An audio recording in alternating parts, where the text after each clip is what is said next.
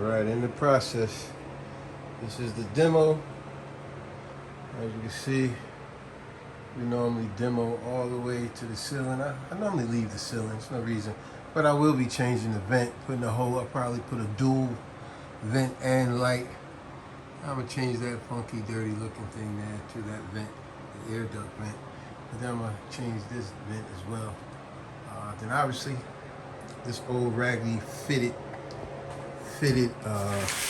shower tub, this garbage is coming out. So we'll get rid of that and put some new stuff.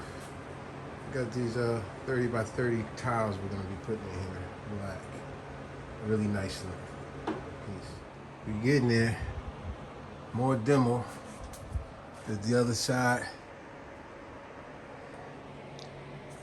All down in here. Got a little piece up here. I just want to show a lot of y'all out there, especially a lot of you women. See this? Look at that. I want to show y'all that. Like I said, don't be bothered by insects. Insects is a normal thing and a part of nature. There is a spider. Believe me when I tell you, there's a spider about every 3 feet in your house. You just don't always see it. See how I remove these walls? And I always say this. It's behind your walls. It's in your attic. It's in your basement. You know, it's in areas that you don't go for a while. So like I said, look at that. That's once you move these, just to prove my point. You know what I'm saying? But don't be afraid of bugs. Bugs, they actually helping us out. Look at that. Look at them spider webs there. Bugs are helping us out by eating all the annoying bugs like mosquitoes and stuff like that. The spiders, the geckos, you know, stuff like that. I just thought I'd show you that.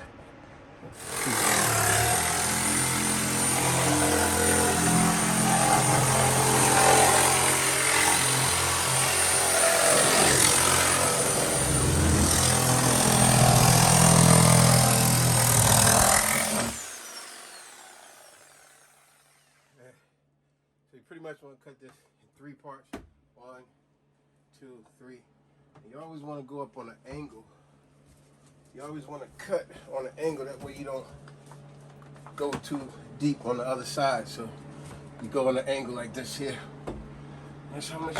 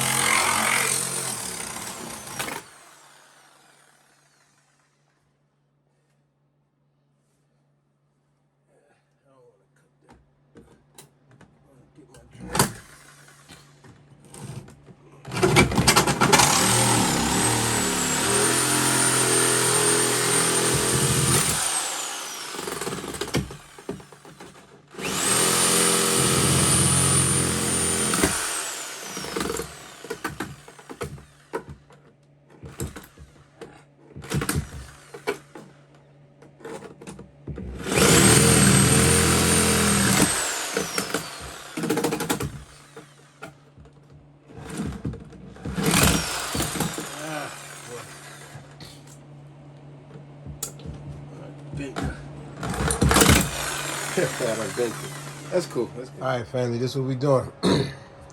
See, in the beginning of the video, we took the tub out, one of those fitted tubs. Those fitted tubs is horrible.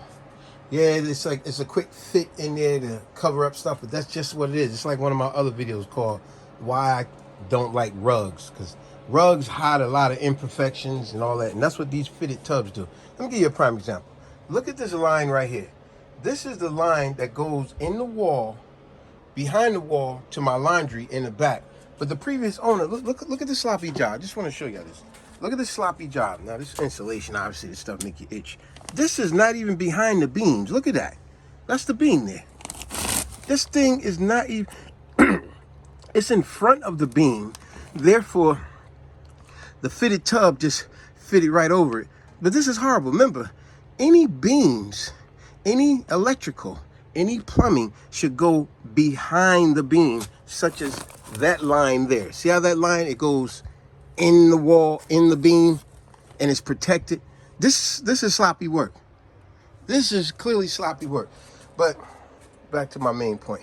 So what I'm gonna have to do, I'm gonna have to reconfigure that line. I'm gonna have to drill through those beams, 1, 2, 3 in the corner beam, whatever, and put it the proper way it's supposed to be. I cut my lines here. I'm gonna put all new. I'm gonna put all new plumbing. I'm gonna use PEX and all that.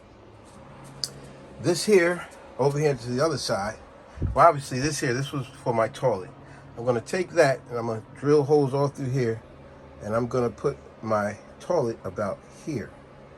And therefore, so I gotta take this line, I'm gonna cap it, and then I'm gonna drill through here, each beam, drill through, drill a whole new plumbing system, come through here, boom. And then my toilet will be here. Remember, you always wanna be about 15 inches away from the wall, from that side, right side. And then from the back wall, it should be 12 inches, 12 to 14 inches, but 12 inches we go. So obviously we got here, my wife don't want this in here no more because we have over here another plumbing fixture over here. So we're gonna make this area here for the sink and all that.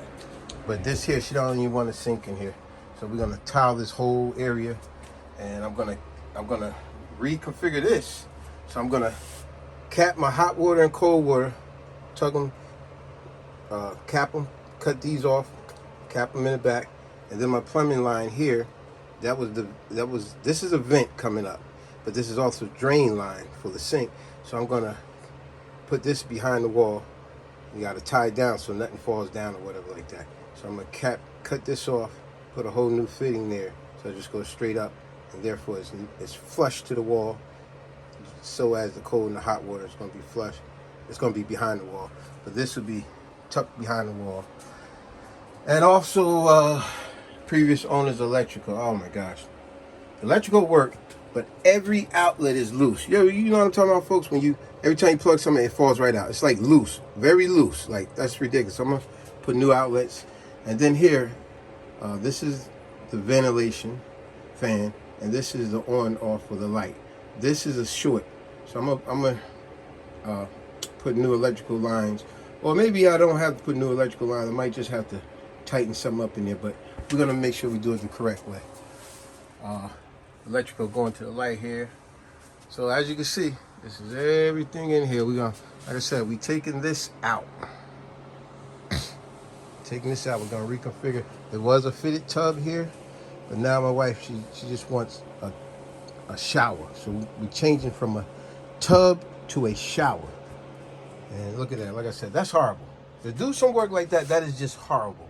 That you put the lines in front of the beams, that is horrible. Could you imagine if you had to drill a nail or something like that? That was the whole purpose of putting the beams behind, putting the lines, electrical lines and the plumbing lines behind the beams. You'll never put them in front of the beams like that. That's unprofessional. If there was an actual inspection that had to see this work, this would be a fail. Clear fail. All right, this is what we're doing here today. We're repositioning the toilet.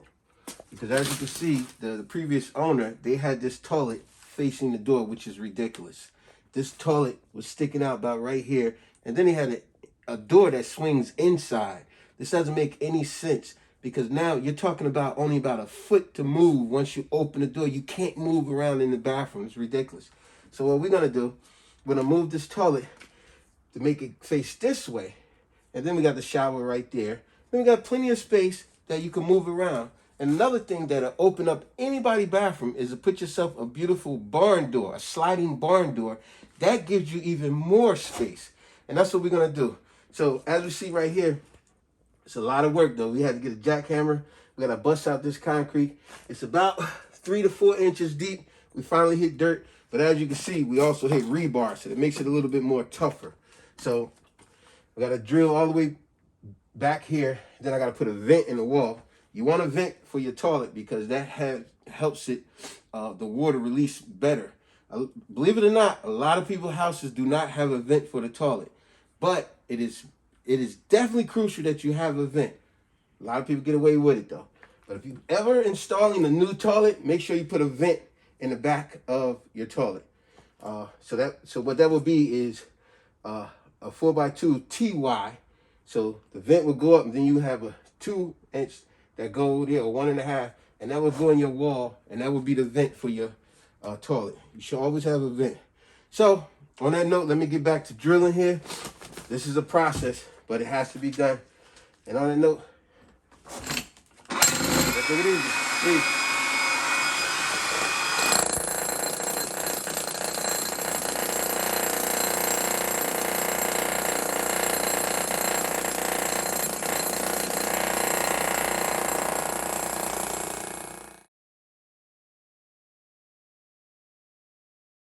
All right, y'all, check it out. We finally finished. Rearranged all the plumbing underneath. That was a job. I had to jackhammer all this out.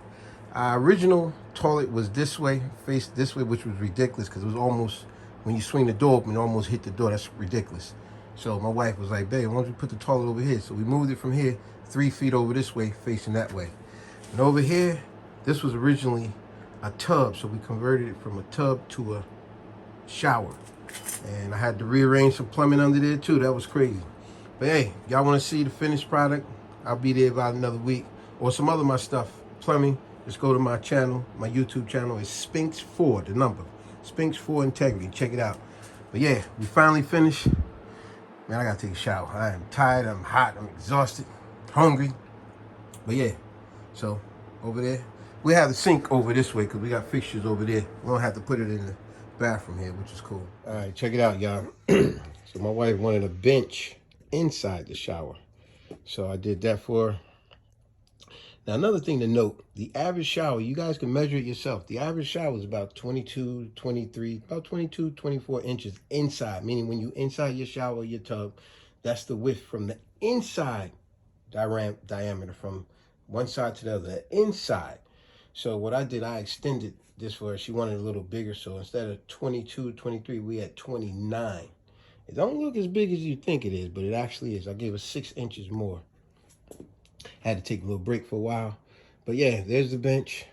So now I got to do the concrete mortar, slope it. Then I got to do my pan liner. Then another thing of concrete, red guard everything, you know. And red guard it. And then we'll be ready for tile. Hey, you want to see some more of my videos? Go to my YouTube channel, Spinks4 Integrity. Peace. Okay, this is the stage here where I did my slab and my slope for my shower pan. I'll show you the slope. You could pretty much, I'm sure you can see that slope, but see, you want your leveler at the back, as you can see. See how that's all the way at the back. Everywhere around, that slope is there. Because, you know, you want the water, gravity to take the water. So, I mean, I don't even got to show you the bubble. You could clearly see the slope. Even though up here is real short, what we're looking at about 9-10 inches from there, I still made it a nice slope. So now we gotta get on to the second part, and that's putting the pan liner and then another thing of concrete, and then red guard and everything, and then let that dry and then we be ready for tile. All right, we did the concrete underneath, we did the slope, then we put, as you can see, this is called a pan liner. Put the pan liner. You gotta do your second thing of concrete. This will dry tomorrow. Got a perfect slope on there, going down and coming this way, all 4 ways. This will dry tomorrow. Now I go ahead and start putting on my hardy board, put down my pebble stone rock floor. This is a one man job. So, phew. Past 2 days doing this damn concrete is busting my butt. Got a lot left over to get rid of. But yeah, I think I'm gonna take a break tomorrow, man. I need a break. My freaking back is hurting. I remember that old song, my neck, my back. Shit, my back is kicking my butt. But yeah, I'll show you how to finish job when I'm finished. Concrete look good, don't it? All right, here we go, folks. We got our hardy board up and our bench. So we're gonna red guard it next. But before I do that, I gotta continue there. I'll put green board, well, down here in Florida, they use purple, same as green board. It's for moisture. I did my plumbing today. We did all PEX and shark bite connections. And we got that all installed. Got that fitting right with the 2x4 in the back there. Just a note for a lot of you out there, if you're doing this type of job, there are little things that you got to do, as I always say, the old movie, Heartbreak Ridge with Clint Eastwood. Improvise, adapt, overcome. Take this part for example right here, right? Obviously you want your slope on your shower floor, but when you do that, when you cut a nice perfect cut for your hardy board, remember your slope goes down. So therefore, this part of your backer board is going to have a gap, as you can see right there. But simply, you fill that in with cement. So a note to any of y'all, because you're going to have a slope, therefore, your backer board is straight. You know what I'm saying? It's going to be straight. But because of the slope, you're going to have it sort of U-shaped just a little bit.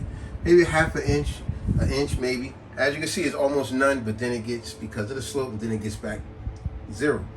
So just note, when you get that, don't let it stress you out. Just note, have you some cement on ready, because that's when you fill that in. And then, obviously, when you finish all your backer board, your membrane, you want to put your membrane. That's going to be tomorrow. Tomorrow, we're going to put all our seams. I'll finish doing the curb. I'll do the rest of the sheetrock, the hardy backboard. But we'll be doing all of our seams, red garden, everything, all the seams. We're going to make it totally waterproof, this whole enclosure. That's the important thing you want to do. So for any of those out there saying, oh man, you're not supposed to put this sheetrock in your, it doesn't matter. If you do a well membrane in there, yes you can. So don't be discouraged when someone goes, oh, you're just supposed to use cement board in there. Yeah, I always do. But I happen to have a lot of this moisture sheetrock, and that's what I'm using.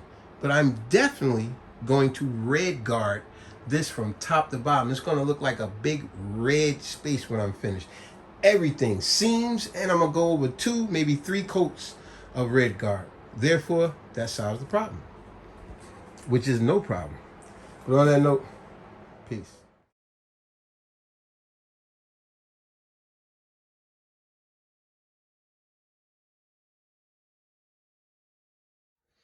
All right, this is our pebble floor.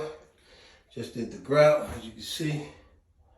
So I let that dry and then I'll go over it. But there we go.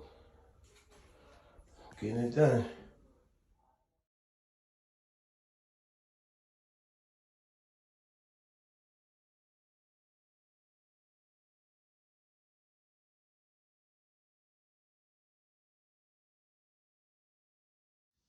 All right, folks. So this is the very end of the video for our before and after. You know, my wife wanted an all black tile bathroom from foot to head, or as someone say, head to toe. Yeah, so she wanted an all black bathroom. She wanted a bench in the shower. You remember in the beginning of the video, remember how the toilet was right here, and we had the doors where the door will almost hit the toilet. And like she said, she wanted the toilet to be moved this way. So we had to move. We did a video where we showed you how to move a toilet from three feet over. I see a lot of videos out there that's only showing you 3 inches over, 6 inches or whatever, but we actually moved it 3 feet. So yeah, you know, she wanted some glass shelves. So I put some glass shelves there for her as well. So as I said, all black bathroom. We finally got our glass. It took forever. Well, not really. The company was pretty good. It took them 3.5 weeks. She wanted a niche in there. I apologize, I should have that shined up a little bit more. So she wanted a niche in there that could fit like bottles, lotion, soap, or whatever. It's like 12, it's like 1 foot high. So it could fit pretty much a lot of things in there. Let me show you guys what it looks like with the lights off. It's actually really black, like one of the music videos where they come out of the dark or whatever. Watch this. Now see, you could vaguely see the tiles right there, maybe even the toilet, barely. But you see how dark it is in here? Look, this is the shower. Right here, and there's the tiles, but yeah, it's dark in here. Just thought I'd let you see how that looked. But yeah, we're right here. But another thing, as you can see, my wife, she didn't want a sink inside the bathroom. As you notice, it's got the shelves, your toilet, and then you got your shower with your glass doors and her bench inside the shower. She wanted the sink and vanity outside the bathroom. So that's what I did for her. I installed it right out here, as you can see, right next to the bathroom. Give a whole different look. She wanted the vessel sink with the soft close drawers. As you can see, Everything saw closed drawers. Those two over there as well. We did a video on this as well, show you how to use this space here. You know, the faceplate of most vanities. So if you want to check that out, folks, check it out. Most times you can't, let's get that back in focus. Most times you can't use this space, but if you have a vessel sink, utilize that space. And I have a video show you exactly how to build it. So right here, I built additional shelves on the side. But that's why that is outside here. She wanted a vessel sink and with shelves on the side. She wanted the sink outside the bathroom, give it a different look. Therefore, also making the bathroom that much more bigger, you know? It's a lot of walking space. Before we was in here, the previous owners, they had a big shelf sink here. They had the toilet right here. They had this big enclosed shower tub. Only one person could get in this bathroom. It was so tight, but now it's got plenty of space. So, hope you guys enjoyed it. Take it easy. Peace.